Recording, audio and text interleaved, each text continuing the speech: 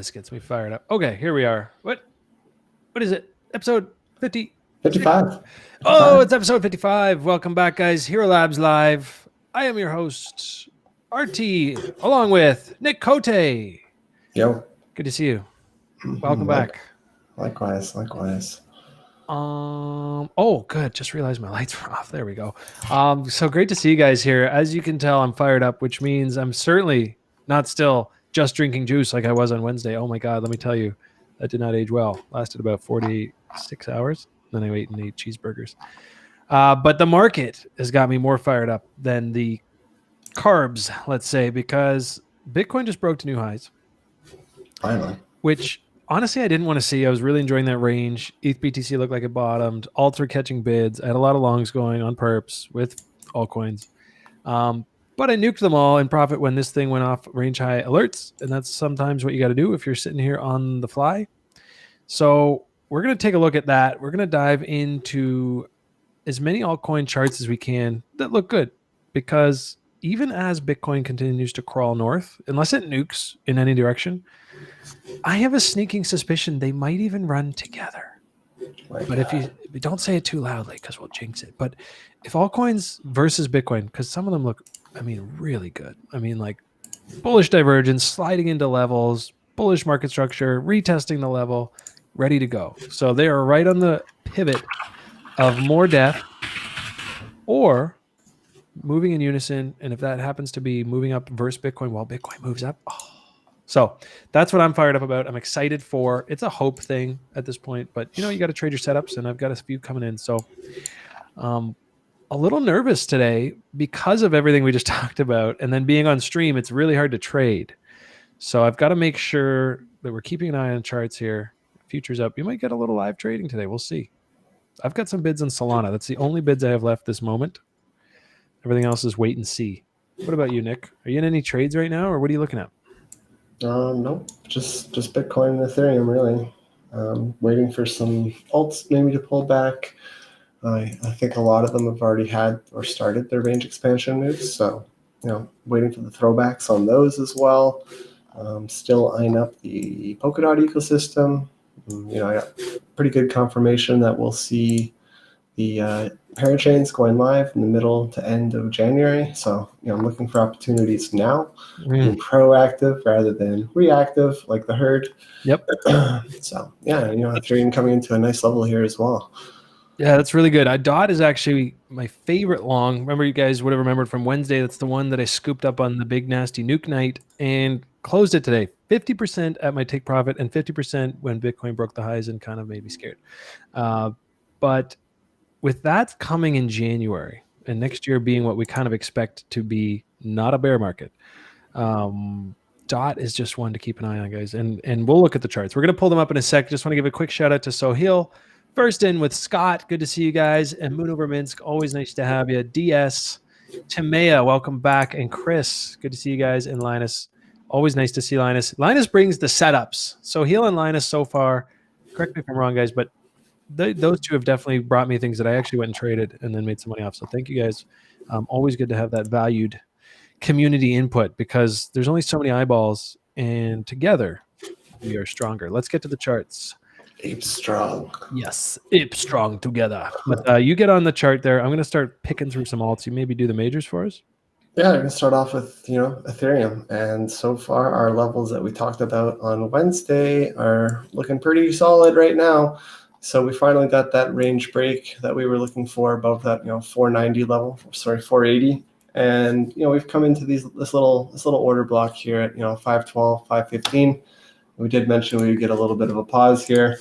Sure enough, if you take this down to the hourly, whoa, it's a red candle off the resistance level. What a surprise. So we're hitting that little pause right now. High time frame market structure looks really good. ETH, the level to hold right now is going to be that 493, right, off those former highs. You can just basically just draw a line there like that. Go ahead, right click on your trading view and add alert. That's it. That's all you need to do. As long as we're above that level, if you're in a long, looks pretty good. Day traders, they could definitely be taking a little bit off here. But if we do see range expansion above this level, where is it going? Well, as we discussed on Wednesday, 550, 560, that's going to be the next major level to be keeping an eye on. So, downside risk from here right now, obviously, it's amplified when you're on leverage, but 2.5%, not bad. Looking for the next push, we're going to be looking for another, 8 to 9% move, right? Tasty, I'll take it. So keeping an eye on that right now. Everything, just kind of chilling out. Not the greatest candle right there. Complete rejection. But again, this is to be expected at these levels. And volume, it's not amazing or anything. This is just Bitfinex, but it's not terrible. And at the end of the day, bulls are in charge as long as we're above this 490 level. And things look good. Obviously, we're seeing a lot more institutional flow into here. Bitcoin's looking extremely strong right now. Quickly turn attention to there. So again, very similar to what we were just saying on Ethereum. As long as Bitcoin's holding above this form of resistance, 18.35, 18.4, that's the throwback target, right? Yeah. It'll be short-term bull. We've already come down and tested that a little bit. Not a huge price reaction off it yet, but it's not something I'd be looking to take a giant short position on by any means right now. I'm not keen to short it, but I did notice it is losing momentum, and it is lacking volume on that last push high. I think there was a time even weeks ago where a breakout like that would cause a lot of FOMO, and I'm noticing some exhaustion. Maybe it's my my bias, my hopium, but I am noticing some exhaustion, and I don't even think that makes a short. I actually think we're going to just stair step. I'm not convinced we need like a big, I don't know, blow off top, 30% pull. Like, I don't know. Maybe we're just stair stepping and ranging. Yeah, like on this move, we're up 79% without any major pullback or anything right now. But again, that's such a strong underlying bid right now on this, right? I think Grayscale purchased another 188 million just yesterday alone. Bunch of other billionaires came out saying, "Oh, we're interested in this stuff." But yeah, the next resistance level I'm looking for is kind of around that 19.1K level. If I had a heat map open, there's some resistance up there, some resting orders.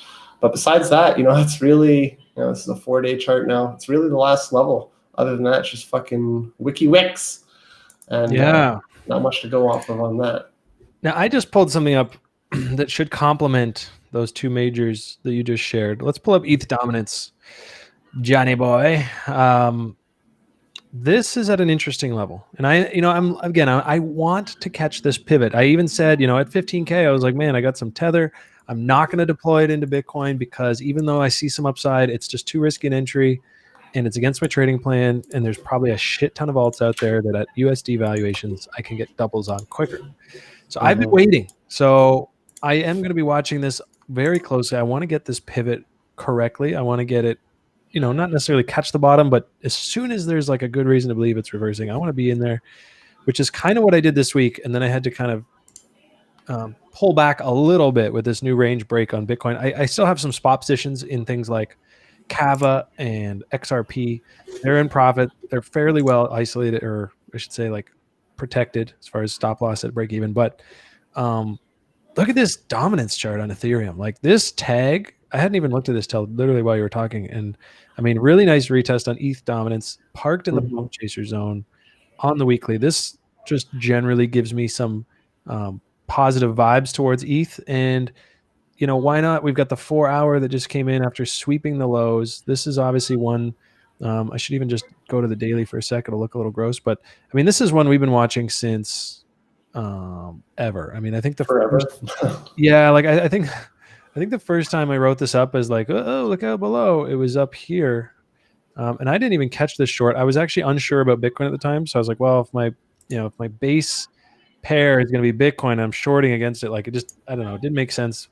But I mean, this here, break this, retest down. This thing's just been following sort of what we had expected pretty closely, and then to sweep these lows and then catch a bid here. I really want to see volume come in today. If we can get a new high on volume, that's going to be a really nice bid of sort of whatever you want to call it, stamp of approval from the bulls.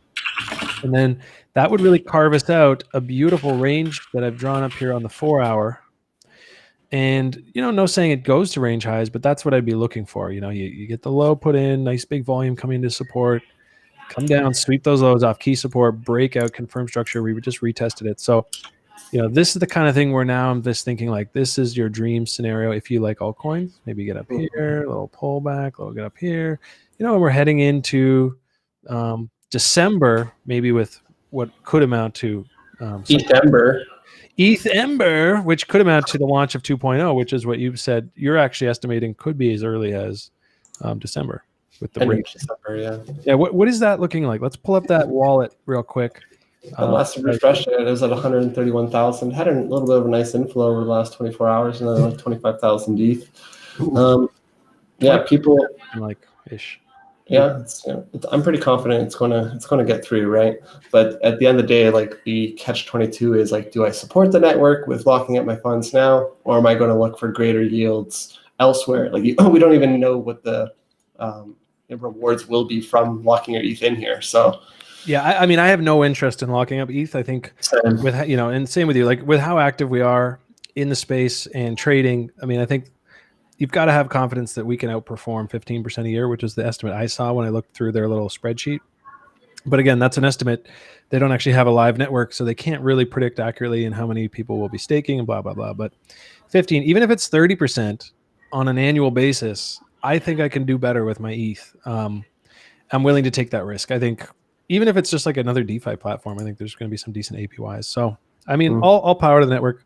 But I'm not in the business of staking. Not to mention that you need to have your computer on, I believe. As a validator, you have to kind of be running. Yeah, so you have to have a computer running 24/7. It's just it's not my cup of tea.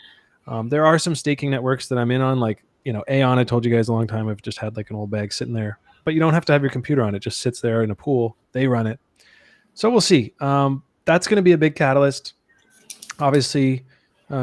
ETH BTC is looking good. That's why we're seeing some bids and alts. I'll pull up some charts that I'm looking at with versus BTC maybe while you go over.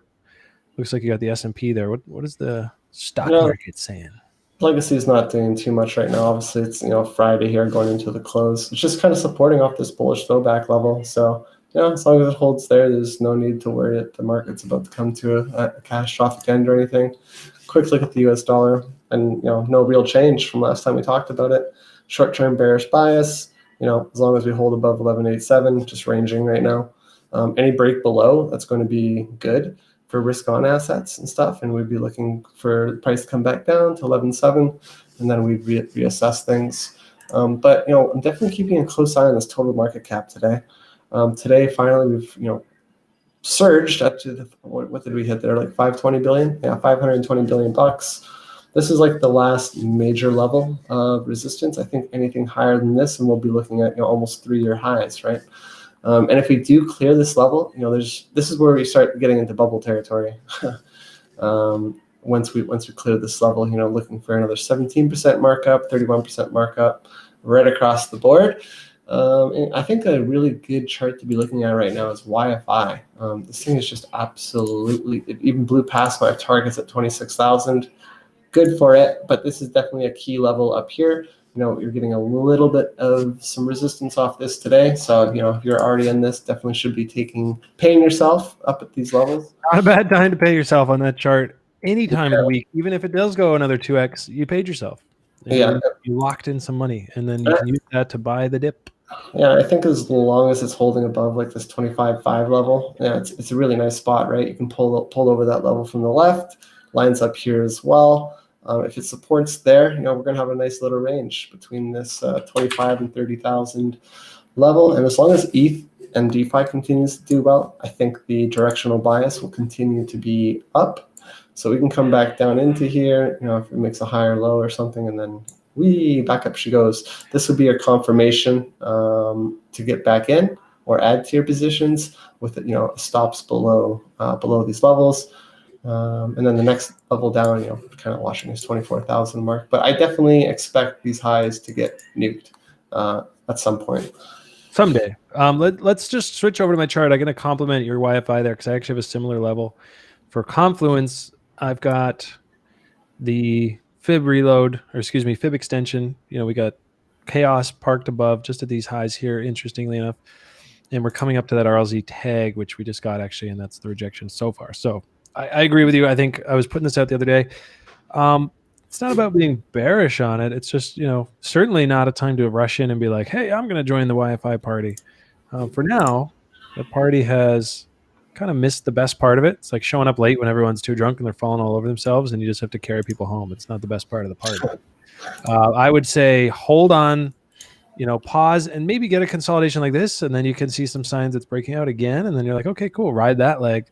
Or pulls back, gives you like a retest of one of these MAs or a bullish, like whatever. There's just better moments right now.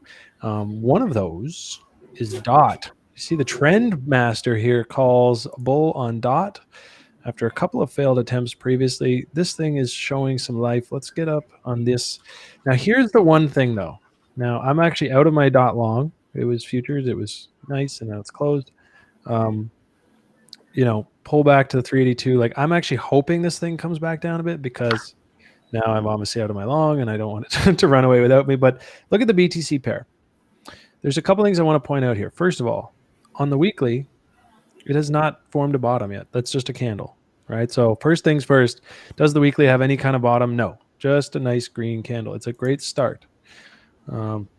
Now, DOT is one of those ones that I think could do something crazy and not necessarily wait around for a big, slow, lazy ass bottom, because like you said, it is launching in January and it's like the next big ETH, like, I don't want to say the next ETH because so many projects have said that and it's kind of ad nauseum and awful, but it is monstrous. I don't think it's necessarily the next ETH. Like they don't advertise themselves as a smart contract platform. No, I just mean in the level of hype, like the sort of Goliath of it, like it's got the potential to kind of be up there in that top 3 conversation, maybe top 2, you never know. So, but for maybe different reasons, I would agree. So yeah, not the next ETH. I take it back as soon as I said it. But the idea being, this is a nice reversal candle on the daily. So I'm hesitant because this isn't a strong sort of bottom formation. I think if you pull up the indicators, you can see bullish divergence as it slides in. So like, I love this level for a trade. I just don't know if I want to back up the truck, certainly not after this little, I don't know, 10% move for like my hold for next year. So I'm being chintzy here. I'm hoping for a pullback based on, if I don't get it, I'm not too worried if I have to buy it anywhere in this kind of area, because my general horizon for it is a 1-year thing. But Bitcoin, let's see here. This is the range I've been watching on Bitcoin. I think everyone has, but I'm not special. But here's the 1 hour range. And so as we pulled up to it today, a lot of alts doing really well. And it was this breakout candle that I got some alerts. I said, look, I don't want to be too long on alts. I want to get back into my Bitcoin. We've kind of come in, nuked it, retested it, and closed above. So the big test, I think, is this 4 hour candle. If we got 39 minutes. So right at the end of the stream today, we'll see if this gets rejected and comes back in, closes a second time above with a 4 hour. That could be a signal that we're going to see some continuation, in which case further to the point, I don't think we need to rush, but I mean, this generally looks good. Like I'm all over DOT right now as far as getting long. I'm just trying to pick, obviously the closer to this low I can get, the more size I can take for the same amount of risk. It's the game I always like to play. Sometimes it burns me. So those are my thoughts on DOT. That's the number one thing I'm watching. I will not take my eyes off it. I'm very close to just buying here on this 382. But like I said, I'm going to wait for this 4 hour close, and maybe I can even get some kind of wick. If Bitcoin breaks out in any kind of way, this will certainly be getting a tag down here. And that's where I want to deploy some Bitcoin. And don't know why my futures chart isn't up, but this is the one I'm actually trading a little more aggressively. So look at this, guys. I'm just excited because this is what we talk about all the time, and then it smacks. That was my take profit. Shit you not. 547 on the DOT, and the high here, 548. Close. 547. 548.1. So I mean, like, these fib extensions work. That I closed 50% there, and like I said, I closed the other 50% just after when Bitcoin went up. So yeah, looking at this chart, very bullish. I would like to see a pullback again because I'm back out of that long. But hey, it was a great trade, and moving on. Yeah, I could spend the whole day looking at DOT. I don't need to look at a bunch of pairs, but if I am, the other one I'm looking at, and I still have a bit of a long on in a spot position, is KAVA. I think KAVA, in the DeFi sense, way YFI has been behaving, You can see here, I did close. Like I love this level. Like look at this. You see the build up, breakout, M top fail, pump chaser zone, break back up, reclaim the level, and now we're retesting it. So I love along here, and so my spot is still intact versus USD. Still have a bag of it, but my futures I did close because it's just a little more volatile, and I want to see what happens with Bitcoin on this 4-hour close. But that's it. And yeah, you know exactly where I'll be selling. I will tell you right now, it's going to be 248 if we break out. That's a good target. So that's my two kind of main ones. I guess the other would be Solana, and you are pretty well familiar with Solana, Nick. So maybe if you have some insight into that. You talked before about some of those lower levels getting protected. Yeah, I just see, on the OTC markets, at least the interest is pretty high from, quite a few institutional large funds.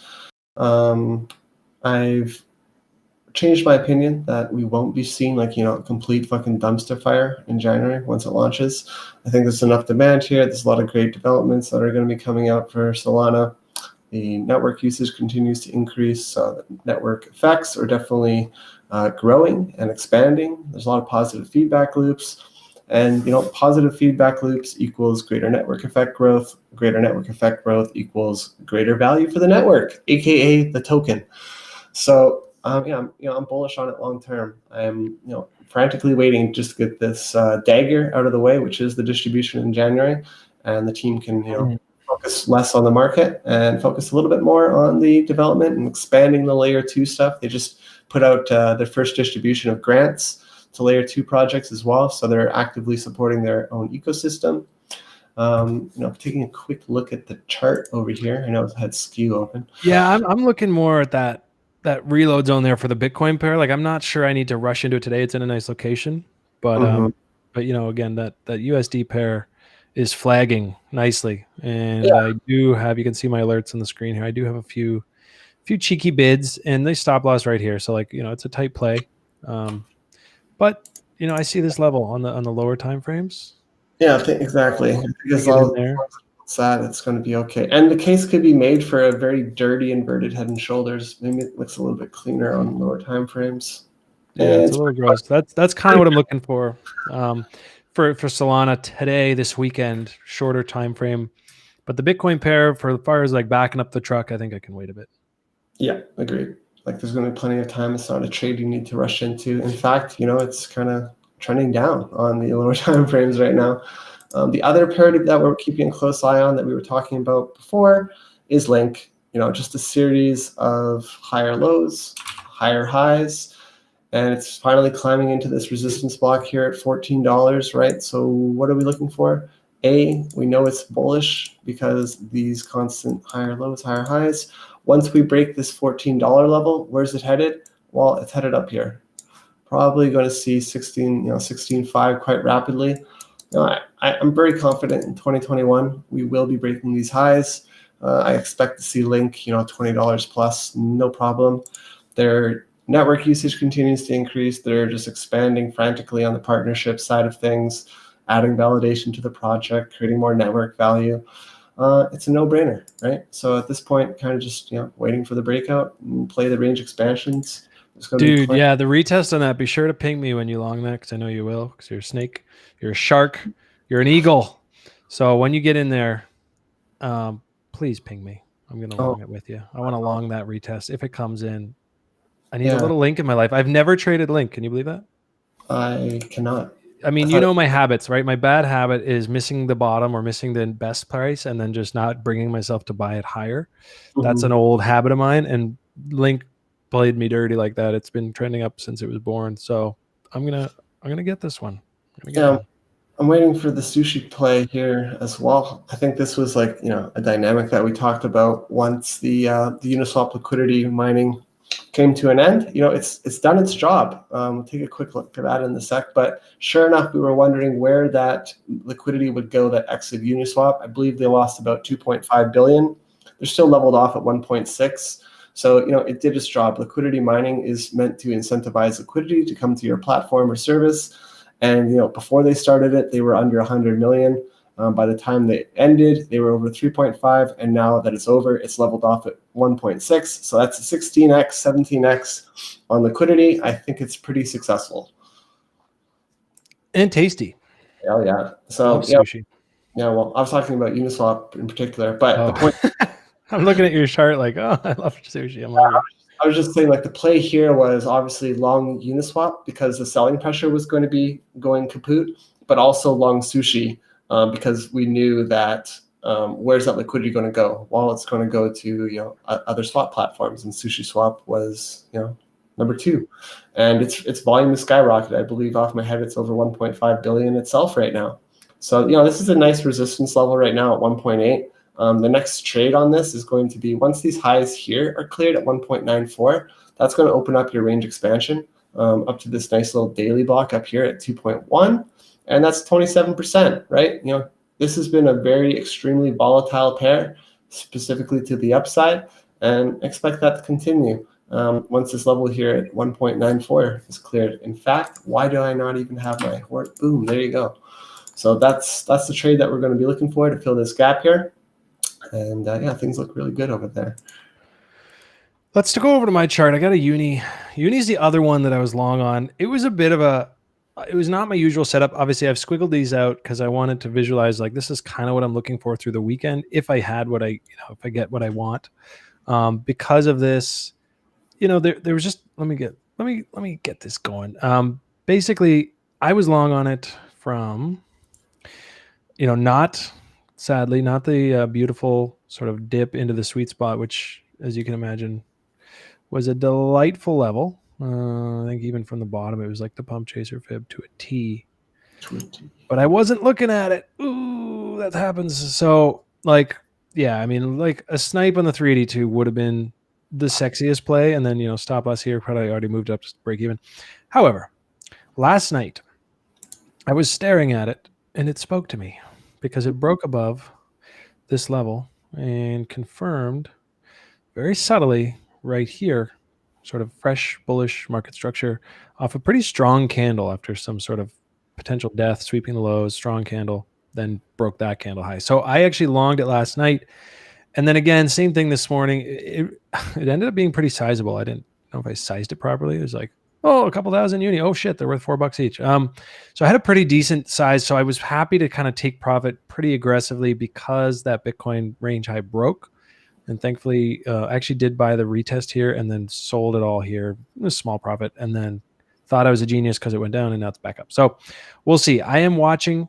I would love to now that I look at it, that's your bullish throwback.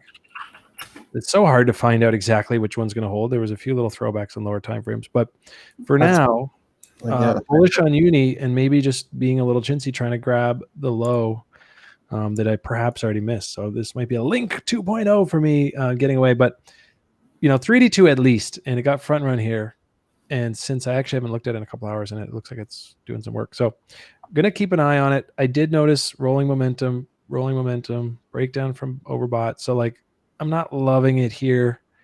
Even at this point, I'm actually looking at it this kind of way where it's like any bounce up here is that exhaustion bounce. And then we just crap out over the weekend. Yeah. At this point, I'm hoping that happens because that's where I'm going to be getting Omega long from mid threes.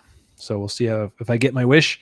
And if not, just another trade. I'm not going to chase it and risk extra money just because I don't get exactly what I want. If we break out, maybe retest. We'll see. Yeah. But mid threes is what I'm begging for. Let's go down here.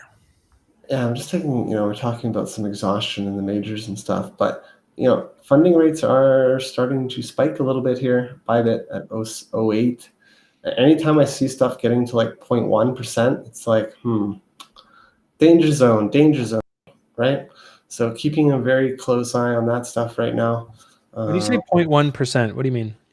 That's the funding rate that longs have to pay to be long, and then the shorts are beneficiaries of that when you're on a perpetual product.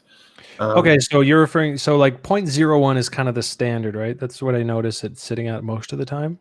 Correct. It's usually it's just flat. Yeah, so 0.1 you're saying is really high. Yeah, this is abnormally high for the past 3 months. I think you could even like zoom out. Binance is 0.025 right now, so kind of 2.5 times the average. Yeah, like they're definitely going to vary by platform, and it depends on what the open interest is, and however they calculate their funding rates. It's not always the same for every exchange. So you're seeing there as an aggregate?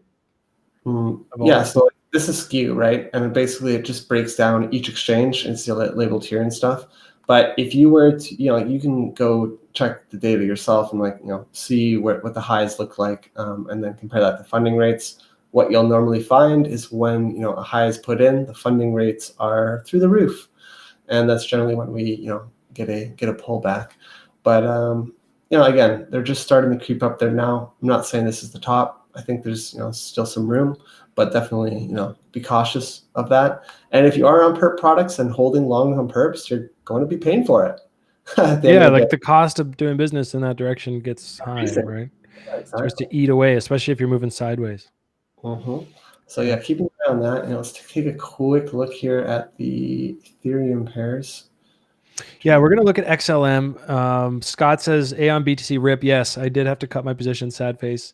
I mean, it was small. I'm not, we talked about it. I said, I'm buying it because I'm a moon boy, not because I think it's the greatest setup out there.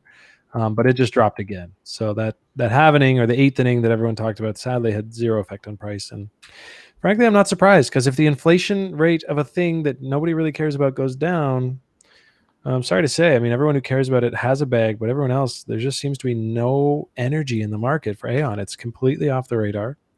I think inwardly you could look at it, and you're in the community and you're hearing about developments and you're saying, oh man, moves is dope, DeFi, things coming. They still have lists of partnerships. I mean, they've got penetration, but nothing that is driving demand past the supply. And then you can see that on the chart. So, I'm going to keep an eye on it. I'll always be watching my baby, but for now, I don't own any other than my staking bag from like 2018 that is super wrecked. It is what it is. As people want to go short. Yeah, essentially that's what it is, APOC. Like, it's incentive to take the other side, right? But again, like if you think the market's going to continue going higher, do you necessarily want to get in there just to collect the funding rates? Not necessarily. No, that's an interesting point. Actually, our producer asked me that one time. He says, why, with perps, like, why doesn't everyone just go long? Like, who are the people that are still putting these massive short orders in that you can buy to go long? Who's supporting that sell side when we're in a clear, crazy bull? And I think that's the answer. I think it's the funding rates that put that equilibrium in the market. And when they get out of control, it's very attractive to a large player to like say, oh, I'll put on a short position and collect whatever percentage every 8 hours. Yeah, and a common strategy is to be long on the futures products where you're not paying the periodic funding rates, and then take the opposite side on for your hedge on the perp products. So you're getting paid the interest, and you're not getting wrecked because you're so interesting. So you long on an interest-free product, and then you take the short on the funding that'll pay you. And if your short's getting wrecked, your long is paying for that, but you're just collecting funding. That's kind of dope. Yep. And then, I think it's pretty common strategy for most. It's like free money. It is, as long as you position yourself correctly, so it balances out. yeah. Double wick death. It's like, not free money. But yeah, what else could we take a look at here? What's interesting? Filecoin. Fuck Filecoin. Tell us how you really feel. Yeah, well, interest is kind of like died off on it. Hasn't really been doing much in terms of volatility, and it's just kind of just range bound right now. I would say if we see this thing drop below 27, I think then we'll get a really nice trade off of it. But for now, I can't recommend trading this piece of shit. Just really tight range bound. Not a lot going on. Much better to be waiting for these links and polka dots where they're volatile and they have a clear market structure behind them. So there's much more confluence. They're actually trending versus ranging, right? So it's as you say that, I'm looking back at this uni chart and I'm like, damn it, I feel it in my bones, man. I missed that retest. Now that I've drawn it that way, I'm like, ooh, on to the next one. So it's all good though, because the long I had this morning that I closed actually would have got stopped out. It was fairly sizable and really tight. And that's the risky play with perps. I think sitting there on spot and I could just go to sleep and not really care. I'll wake up next week, see what it is. But looking at this now with that reaction to that level and the front run of the 382, I'm like, oh, I'm gonna wake up on Sunday. But let's take a look at KSM, because one of the things you said to me today, as I was talking about DOT and sort of, hoping that I get to find my spot, and you said, look, you're bullish on DOT. Let's take a look at some layer 2 DOT projects. So, oh, hello. So over here on the DOT, or excuse me, Kasama is one of the ones that has done really well. In fact, I'll get an older chart here just so we get a little history. There we go. Will always haunt me. God, that's a sick level. We were charting this back in August, and it broke out, and it has not stopped. I mean, it really just pulled back, not even like the full dump. I mean, that should be a really good sign. I'm going to clear the old drawings. That should be a pretty bullish sign that through all the washing out, this thing kind of just chilled in. You guessed it, the pump chaser zone. No, it lost the pump chaser zone. It visited the reload zone. In fact, that sweet spot was pretty sweet. But I mean, that was boring. That's October 7th. So you've been sitting here. It's at a big level. I mean, it's testing this resistance. It's not getting rejected and dumping. I'm pretty bullish on Kasama. I don't own any. I think it's headed to $1 billion plus market cap in 2021. And let's see what that looks like on here, because it is already, I mean, it's already up there, but hey, gains are gains. It's 339 million market cap right now. Mm-hmm. So you're looking at a 3x based on your, should hit $1 billion kind of vibe, and not sure the inflation, but let's see. I mean, let's draw some targets. Let's get some extensions up there. I just think we're going to see a really nice markup going into the parachain stuff, and then once that becomes more public, I'm very confident KSM will be one of the first projects to get their parachain. Okay, it's like Polkadot's like they just have all the inside track. Chaos puts it way up. Yeah, I mean, looking at it like I love it when you flatten out charts like this, and suddenly the gravity is taken out of them, and they just look like they could creep up anytime. Mm-hmm. Which on a lower time frame would be an absolute moon. But yeah, I mean, there's some ideas of where I would be looking on my next leg to take profit if I did long here, and I think I am. I think I'm going to stop talking about being bullish on Polkadot and talking about entries and then talking next month about how I missed it. I'm just gonna maybe just go start DCAing, like, fuck it, right here, get a little bit just so I can get my FOMO out of the way. Maybe pick up, 0.5% of my portfolio. I'll stuff it into Kasama or 1%, whatever, and then maybe by next year that's a few percent, and I can talk about it then. But yeah, this is one. Polkadot is one. Like, I just want to DCA, even just taking some profits out of trades that I make on futures, and sliding in a couple $100 here and there to build these positions, because I don't know of any scenario where crypto does really well next year and DOT and Kasama and some of the other big DOT ones don't just fuck. Great. I think they're just, the rocket ship is getting fueled as we speak. Yeah, so I think I just talked myself into a DCA, which I don't usually do. I don't like to tie up funds in slower moving things. I like to be liquid and be able to jump on opportunities that are short time frame. But I'm going to start skimming. That's it. I'm writing it into my plan today. Whatever it is, 10% of trade profits sliding into a little basket of maybe DeFi names and Polkadot names. There's so many other layer 2 projects that we don't even talk about on the stream. These are just more of the bigger ones that are known over there. Drop one on us. What do you got? Let's dive into some of the nitty gritty layer 2 dots. After XLM. To be fair. A lot of it's not even worth mentioning right now because they're not even available on exchanges. Like, that's how early the DOTS ecosystem is, right? Moonbeam, I can give you some insight there, I guess.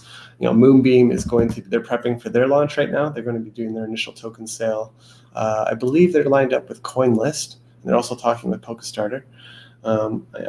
That's probably one of the, Moonbeam and Akala. Akala's already done its private seed raise, but those are the two projects that I'm really interested in moving forward here. And Moonbeam people will have access to in a public sale, probably in the next 4 to 5 weeks. And Moonbeam's it's a bridge. It's right. It's. I've got it on my screen here, actually, John, if you want to flip over while he talks about it.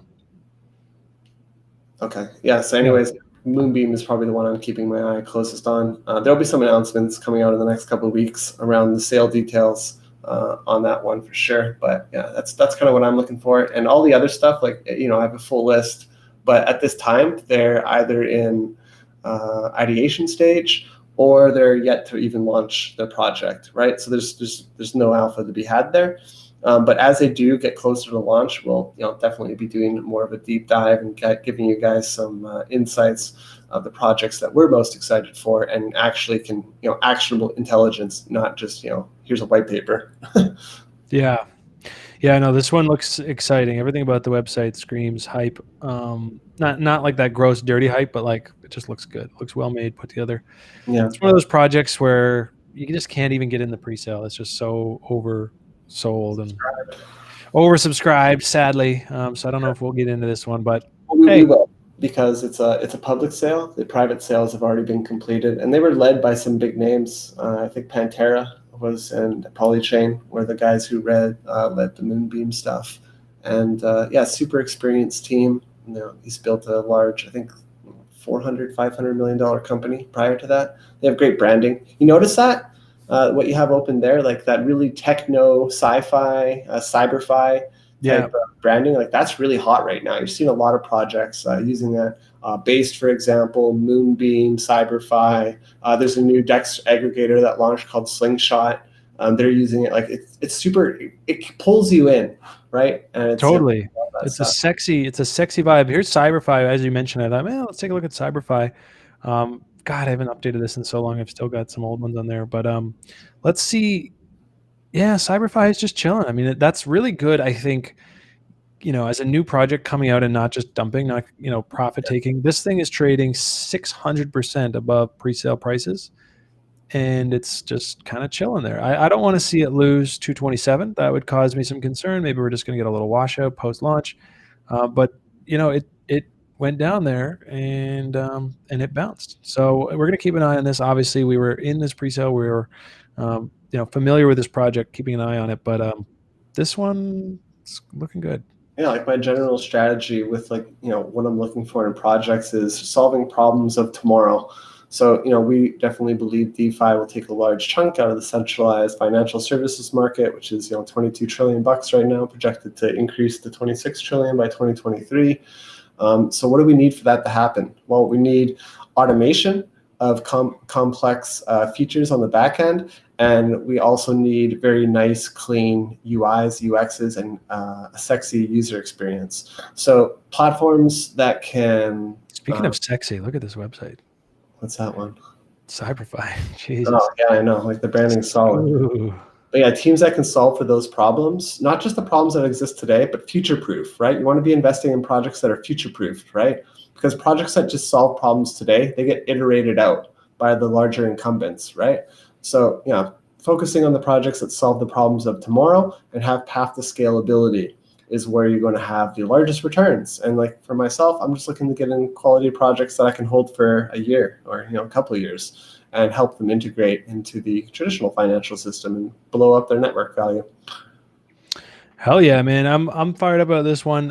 So, look, 1.5 mil market cap, fairly quote unquote safe as far as size goes. I'm excited about this, and no, I'm not selling what I got in the pre-sale. I'm holding on to it, and I'm really excited about this one. As it automates the DeFi process, which is something that I think we need. That ease of access, ease of optimization. Really looking forward to see what they cook up on their roadmap in the coming. Yeah. A lot of the DeFi stuff overwhelms people. So just removing the complexity layers of it will increase the usability and thus the network effects and value of the underlying tokens. Yeah, I mean, 2.4 million total supply. Generally, when you see a really low supply like that, you think of a token gaining a pretty decent amount of value, like potentially. It's not a penny token. So at 294, yeah, I like it. Might even add a little bit, but let's see. Let's take a look at the chat. A lot of activity. What were you going to say? I know there was a chart request from some of our guys in the chat there. So I did pull up this XLM chart. If we want to flip over to my screen here, it looks good. Again, looking back on what we saw with Link, classic, most common way of identifying a trend is, are there higher highs and higher lows? Well, clearly yes. Same thing here, right? So this looks good.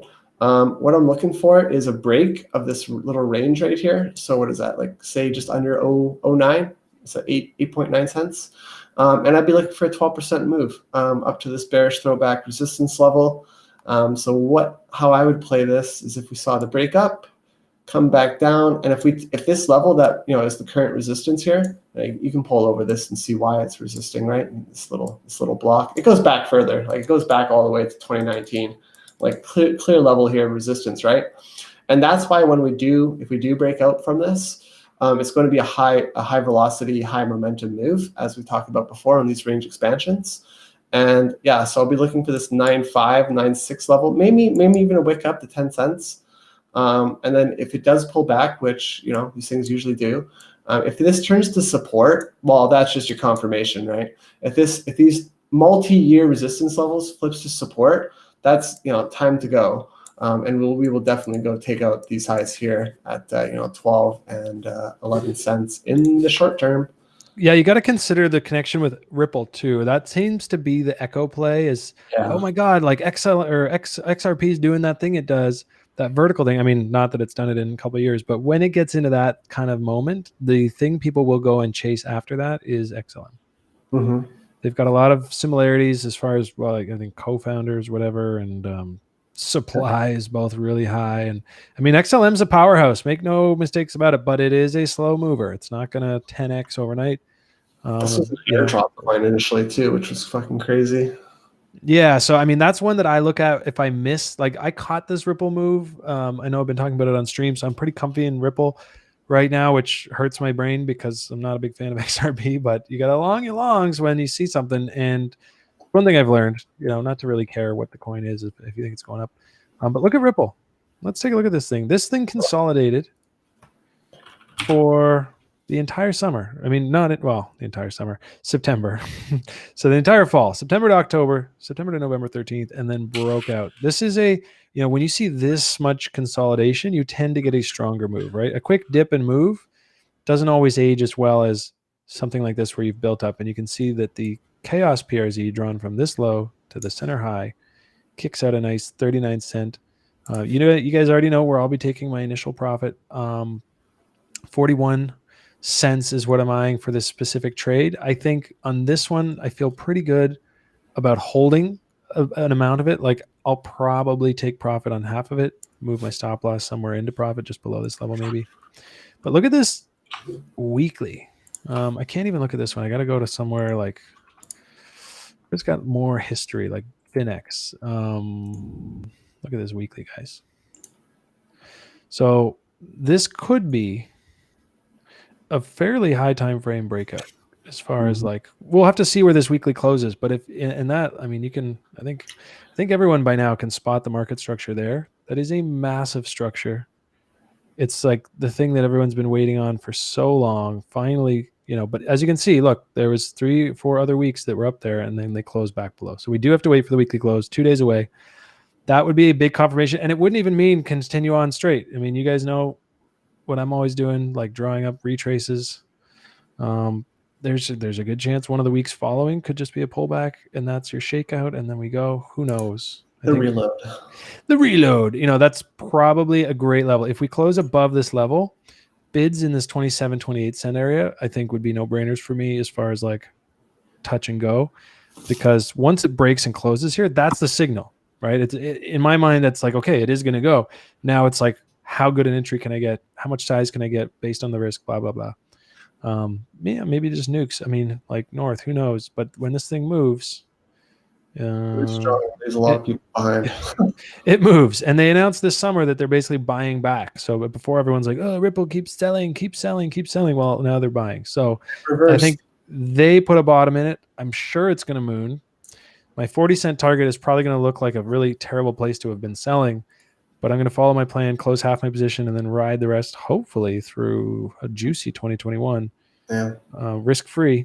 That's why I'm going to close what I do. And let's take a look. Swap. Somebody asked about swap. I've already got it up here. This is like I'm an old swap moon boy. You can see here, we thought we were going to get some structure down here. It kind of crapped out, failed. I stopped looking at it. Personally, I wasn't like, oh, I'm going to buy the bottom. And then I saw it come up and test resistance last week. I thought, okay, now I'm getting excited, paying attention. And I mean, it's just consolidating up against this resistance. So that is exciting. If you guys have been involved in swap, watching it, obviously it had like a 326x return to private sale or pre-sale at the start of the year. Half a cent, I think it was pre-sale. And then it absolute rip face. And this kind of a move takes a long time to unwind. Yeah. And that's what we're seeing. But it is looking good. It's starting to wake up, and let's stretch it. Stage. What's that? It's the disbelief stage. Like if you play up the Wall Street cheat sheet of emotions, it's kind of yes. like where it is. So yeah, it's in this kind of like people are selling here because they're so butthurt and they've just been wrecked. So you get that initial pullback, and that's what I mean about taking time to unwind. I mean, think about, I know because I was in the price chat, like think about all the people that were just like, I'm loading the shop, I'm loading up, and they got super wrecked. I mean, if you bought this trying to buy the dip too early, like you're down anywhere from like 80% of your money. So when it comes back up, you're probably going to want to lay on some sells, and that's why we'll probably see, a bit of a process as we get out of here. But ultimately, I think a visit to this short reload zone is like an absolute minimum for this thing, and possibly more. I'm excited. If we flip this level, I was looking for, if it breaks that 40 cents, like you said, I think this thing could move up to 55. It's 36% range expansion trade. So that's what I'd be waiting for, just to break that 40 cents. Totally, yeah. Now, have we been on your chart the whole time, or did we just switch? Been on yours. Okay, because I just looked over and I saw yours. I was like, damn it, I was illustrating. So okay, that's good. What else did we say yes to? Oh yeah, Tomo. Get your requests in, guys. We have a hard stop at 3 today. That's in about 7 minutes. We've both just got tons of meeting things to get to and whatnot to wrap up the week. So we are going to have a hard stop, but we want to get some requests in. I'm going to flip quickly to Tomo. This is actually one I had on my radar earlier this week. I did not long it, regrettably. But let's take a look. I mean, quickly on the weekly, same thing. No big bottom formation yet, just a nice green week. So being careful. That's why I'm playing everything so tight. I'm not trying to like park forever. This is a big breakout. XRP, we just saw a big breakout. This candle down here, it's just a green candle. It's actually looking a bit like a bullish engulfing. But since the market never closes, you don't get those. On the daily, though, we've got a nice, potential bullish market structure confirmation today. If we can close above here, that would be really good news on the Bitcoin pair. Don't expect that. I mean, we've got nice volume coming in. We've got Bitcoin making new highs. I'm still a little bit skeptical about these Bitcoin pairs. But real quick, the USD pair is actually what I was watching because it's on futures on Binance. Mm-hmm. And I didn't long. I was looking at it though here at this breakout, and then I just was like, man, and it just got lost in the shuffle. But yeah, I mean, this looks much better. This one, you've got a little more time. You've come out. Obviously, you can't long this candle because you're probably just going to be buying someone's take profit. But like, yeah, you got a nice level here potentially where you could be looking. I mean, actually, it's quite a level. Look at this. We've got quite a little level. What a level. That was resistance a few times, kind of got some play on price, and we've just broken through it. So now we could say that that's probably support. So buying in the 65 to 66 range gives you some kind of structure to work with. And then obviously, you got to figure out where you're risking to, because the real pivot isn't until 46. That's a big gap. Mm-hmm. So you'd probably want to cut it pretty aggressively, even on these MAs here or something. But yeah, there's something there for Tomo. It does look pretty good. Yeah, and I got a OMG BTC chart up here. Thanks for the shout out there. Sorry, last thing. Just peek back at Tomo, because I ended with a positive, but it's just smacked into that trend line. So just be careful. Careful with your Tomo, guys. It's struggling right now. It's at resistance. So just wait for the dip. Yeah, and so OMG here, again, this is obviously on that news that we had earlier in the year. And what did we say? Don't chase it. These things usually come back, and look at that, 90% retrace back down, right? But it is at the Wyckoff throwback, right? And we're actually seeing a little bit of a green candle forming there. So what are you looking for at this point? Well, it's 36% move to the nearest resistance level, which is around that 0.00026 mark. If it comes into that level and breaks it, well, I'll be pretty confident that the trend has flipped. Otherwise, we're kind of just ranging. Well, I think we can form a range here. I should better articulate that.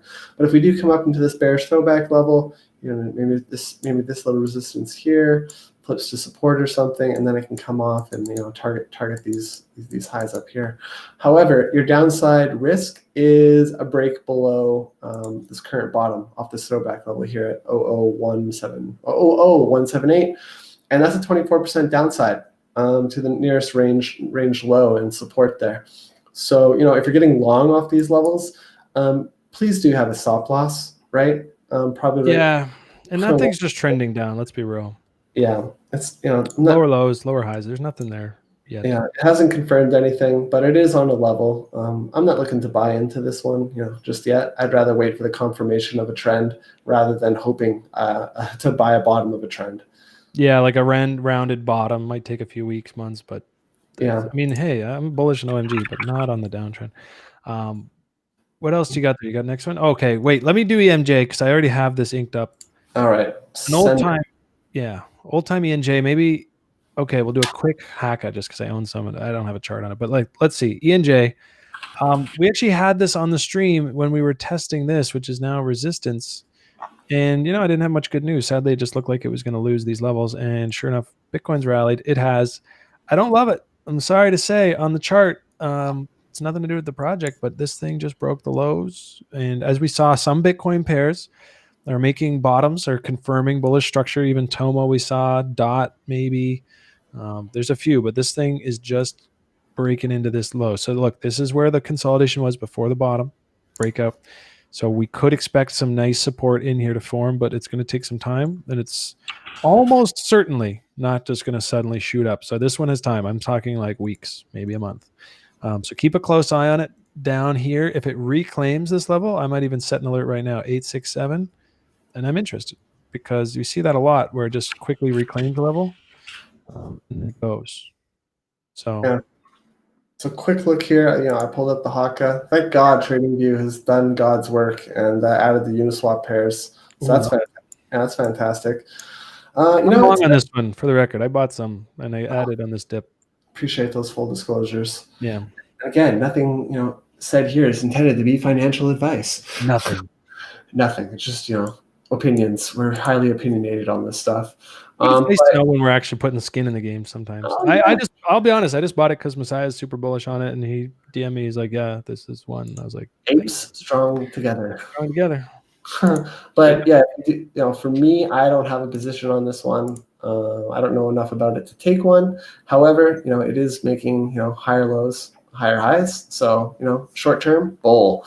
What would we be targeting? Well, probably this bearish throwback level up here. You can see, right, I always say, like, when these major levels get broken, expect high velocity either to the upside or downside, and just get the fuck out of the way. Sure enough, this thing collapsed 80% once it broke it. So where's your target going to be? Well, if we can clear this range high here at 000159, you're going to have a 50% move up to this bearish throwback level. So that's kind of what I'm waiting for there. And in terms of like your downside, well, I'd be if I'm going to trade here on this, I'm going to be pretty concerned if this range low here is breaking, right? So that's kind of around that 7.4. It just gets ridiculous, doesn't it? Yeah, I'm trading it on USDC. Like, I just look at it and like it's like 5 cents or something. I'm like, that's good enough. Yeah. So but it isn't. Yeah. That's what I'm looking for there. I'll quickly pull up that A on USD. It feels like we chart this every single week. For its status in the market, we do chart it a lot. I know, and I've never it's because I own a bag. It's my old baby. We gotta show some love. When's the 8th inning? How long until that happens? 8th inning actually already happened. So the inflation is out of it. So this fucking low better hold on USD. Anytime now is basically what holders are saying. One moon. Yeah.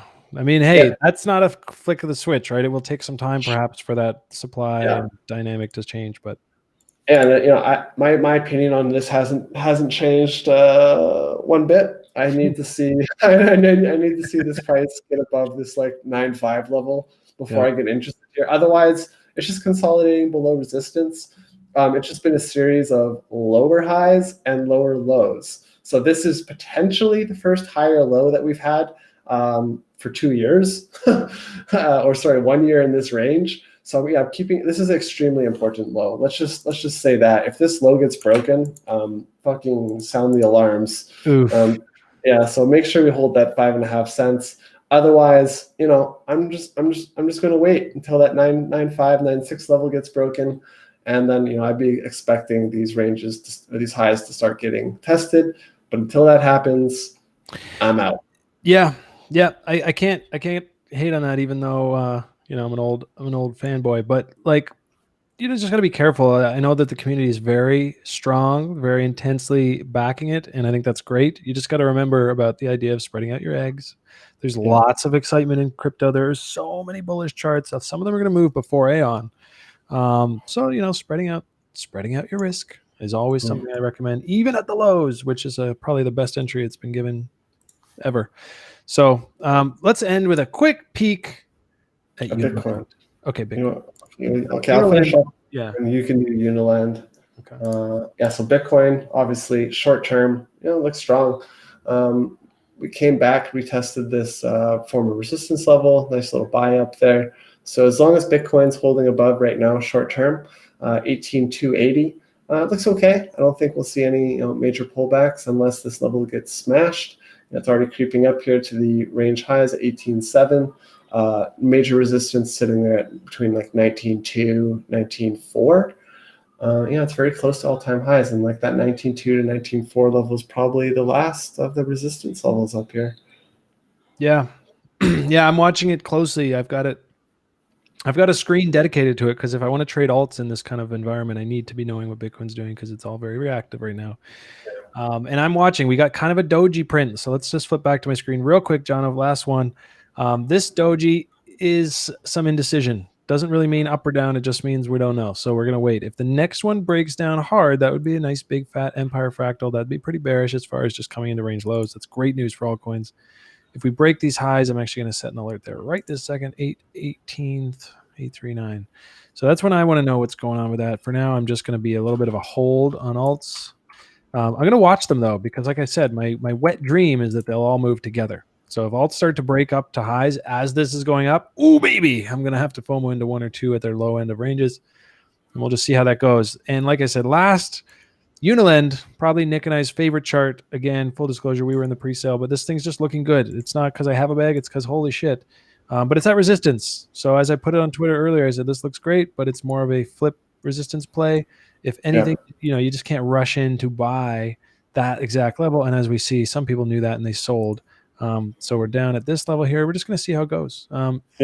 It's one of those ones I like, if it comes back down, I'm like, okay, like I actually just wanted to buy some more. And it just, sounds like a cheesy shill, but I actually do. So if it goes, it goes. If it doesn't, all good. But this thing is at a key level showing some pretty cool little structure here. It looks pretty bullish. That's all I'll say. Now let's flip back because we do have a hard stop at 3 and FaceTime. That's the one. Okay. So, thank you guys for joining us today. It's been an absolute turbo blast. So much to look at, so much to talk about, and lots of good engagement in the chat. So appreciate it. If you haven't yet, check out our giveaway on Twitter, where we're giving away one free year of premium in TradingView. And we actually have the GM of TradingView, Pierce Crosby, coming on the show on Monday. I'm going to do an interview with him. We'll start the show off with the usual charts and going through some of what we had over the weekend because I want to make sure that price action gets covered, even on interview days, because Monday's a big day to do charts. I mean, you get the whole weekend review. So I'll probably do that for about 20 minutes, and then we'll have him on to talk all things charts, markets, TradingView. I mean, the guy's the GM at TradingView. I'm sure he's pretty good with the charts. So I'm excited to see some of his magic. And I'm going to ask him, some of those secret hidden features, maybe the lesser known things we can use on TradingView. And I would like to dive into some more technical stuff too. But I have to get on a call with him, make sure that we can cover all that in the time we have. So without further ado, I think we'll wrap for today. We've each got a few things we got to get to. Hope you guys all have a wonderful weekend. And hit us up on Twitter in the comments section on @RealHeroLabs if you want to chat and talk charts and fire back some ideas and comments and make requests. We're around all the time. So until next time, have a wonderful weekend and always play from a position of strength. Take care. Bye-bye.